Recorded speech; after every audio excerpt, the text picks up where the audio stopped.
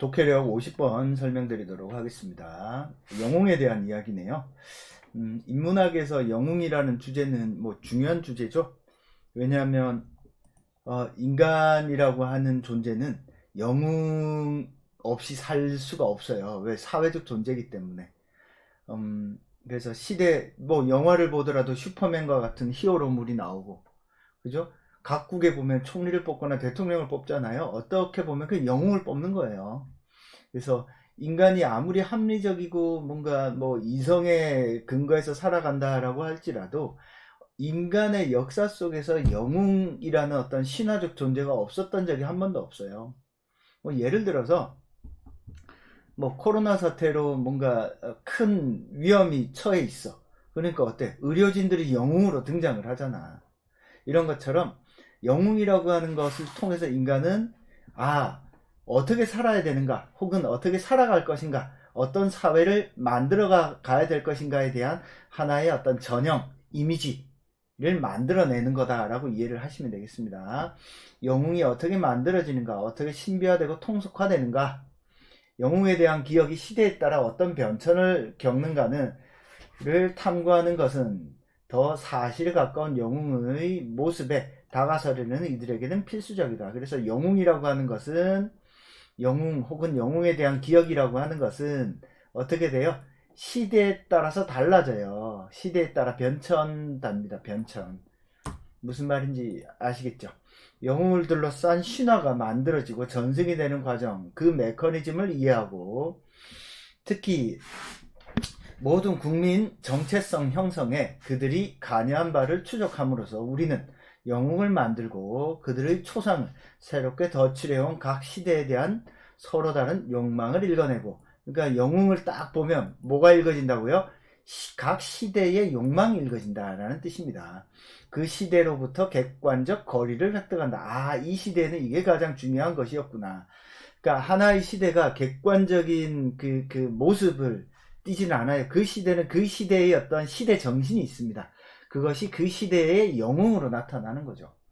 무릇 영웅이랑 죽고 나서 한층 더 길고 파란만장한 삶을 살아가며 그런 사후 인생이 펼쳐지는 무대는 바로 후대인들의 변화무쌍한 기억이다. 그죠?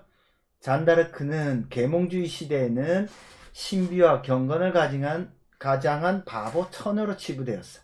잔다르크라는 이 여성이 어떻게 프랑스에서 다르게 이해되는가? 프랑스 혁명기와 나폴레옹 집권기에는 애국의 화신으로, 프랑스를 위해서 이렇게 열렬히 싸웠던 전사로 기억되죠. 그죠? 민족주의의 성장과 더불어 그 승배의 열기가 달아올라 19세기 공화주의적 민족주의자들에게는 프랑스의 수호자이자 민중의 딸로 나타납니다. 그죠? 국경을 넘어 20세기 여성 참정권자들에게 잔다르크는 전투적 페미니즘의 어떤 상징이었고, 한국에서는 프랑스에서의 유관순 여사로 기억된다. 이런 식으로 어때요? 하나의 잔다르크라는 인물이 자신의 의지와는 상관없이 시대의 욕구에 따라, 욕망에 따라 다르게 기억된다라는 겁니다. 그래서 한 시대를 잘 이해하려면 그 시대의 어떤 영웅을 잘 이해하면 돼요. 영웅에 대한 후대인들의 기억이 어떻게 만들어지는가를 추구하는 문제의식의 배경에는 기억의 관리가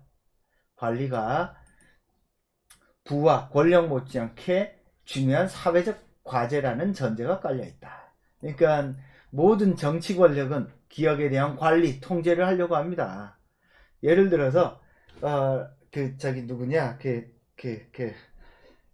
그거 있잖아. 그 우파들, 뉴라이트들이 왜 건국절을 하려고 해요? 이승만을 띄워가지고, 이승만이 우리의 촉이 건국한 사람이다를 띄워야지만이 어때? 우파들의 정통성이 이렇게 회복이 되잖아요.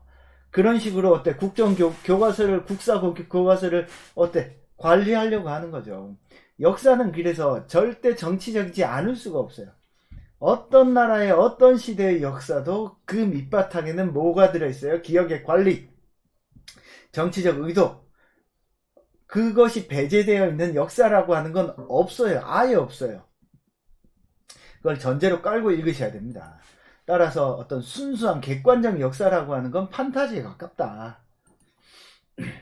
따라서 우리는 어떤 정치적 입장을 선택할 뿐이지 중립적 역사, 객관적 역사 이런 건 불가능한 겁니다.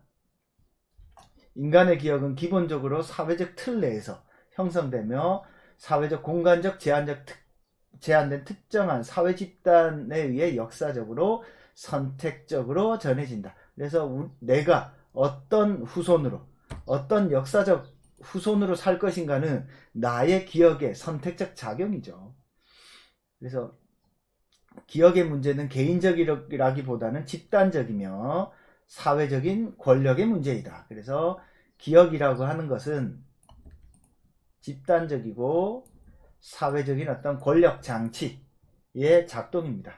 동시에 이는 기억의 표리 관계인 망각의 문제이기도 하다. 무슨 말이에요?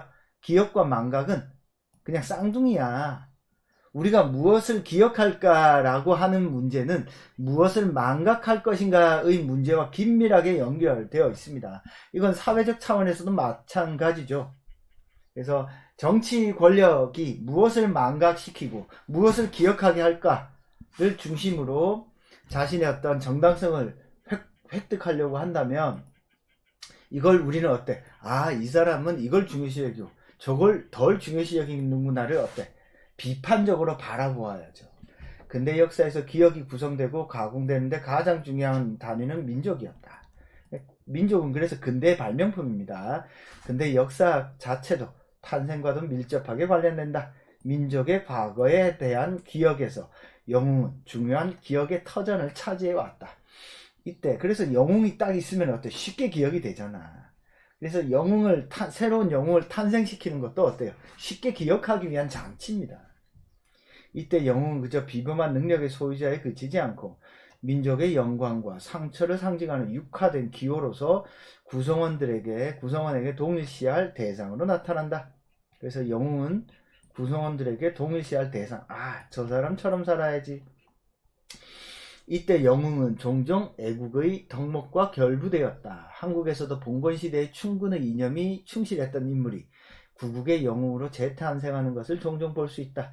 이 같은 근대의 영웅은 서로 모르는 사람들을 하나의 국민으로 묶어주는 상상의 원천이 되었다.